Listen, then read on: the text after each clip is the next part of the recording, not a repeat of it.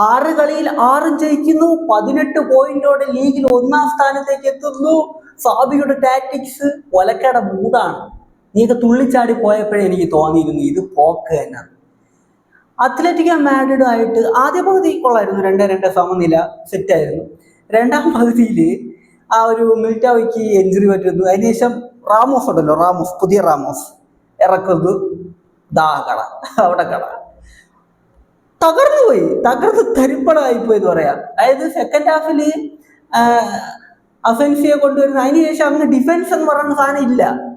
അത്രേ ഉള്ളൂ. 3 ഗോൾ വാങ്ങി 3-2 തോറ്റു. അത്ലറ്റിക്കോ മാഡ്രിഡ് എന്ന് പറയുന്ന ടീം ഈ സീസണിൽ ആകെ 2 കളി ജയിച്ചിട്ടുള്ളൂ, ആകെ 2 കളി. ഇത് 3-ാമത്തെ കളിയാണ്, അവരുടെ 3-ാമത്തെ വിജയമാണ്. അത്രയും മോശം ഫോമിലുള്ള ഒരു ടീമാണ് അത്ലറ്റിക്കോ മാഡ്രിഡ്. അവരുമായിട്ടാണ് ഇങ്ങനെ തോറ്റ് നാറിപ്പോയിട്ടുള്ളത്. അതായത് ഈ ഒരു മത്സരത്തിൽ എനിക്ക് വേറെ ഒന്നും പറയാനില്ല, കാരണം അത്രയ്ക്ക് മോശമായിരുന്നു. സെക്കൻഡ് ഹാഫ് ഒന്നും പറയാനില്ല.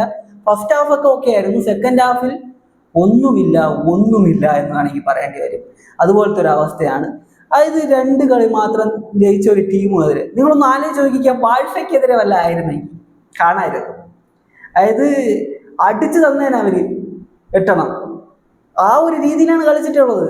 അതായത് ഡിഫൻസിലൊക്കെ കുറെ മാറ്റമൊക്കെ കൊണ്ടുവന്നു. ഇവർ ആരൊക്കെയോ കുറെ പ്ലേയേഴ്സിനൊക്കെ വാങ്ങി എന്തൊക്കെയോ ചെയ്തു.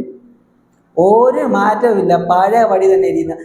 പണ്ട് കഴിഞ്ഞ സീസണിൽ എന്തായിരുന്നോ അതേപോലെ തന്നെ ഒരു വലിയ ടീമിനെതിരെ കളിച്ചപ്പോൾ കൃത്യമായി. അതുവരെ ഓക്കെ ആയിരുന്നു, എല്ലാ ചെറിയ ടീമുകളിലെല്ലാം തോപ്പിച്ച് അങ്ങനെ സെറ്റായിട്ട് ഒരു 18 പോയിന്റൊക്കെ ആയിട്ട് ലീഗിൽ 1-ാം സ്ഥാനം. വലിയ ടീം വന്ന് മുട്ടിയതും കിടക്കും. റയലും സാബിയുടെ ടാറ്റിക്സും എല്ലാം കൂടി ഒരു മൂലയ്ക്ക് അങ്ങ് കിടപ്പുണ്ട്.